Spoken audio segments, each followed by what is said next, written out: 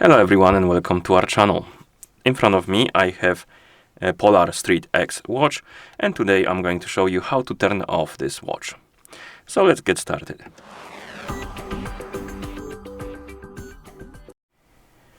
To turn off this watch we need to open the menu and then open the settings. So first wake up the screen, then press the back button to open the menu.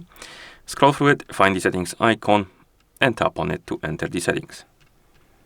In settings, find the option called about your watch and then tap on it. And here find the power off or turn off button, my bad. And once you find it, tap on it.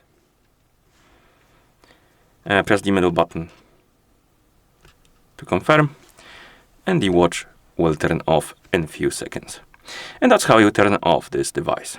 So if you found this video any helpful, please consider subscribing to our channel and leaving a like on the video. Thank you for watching and see you in the next one.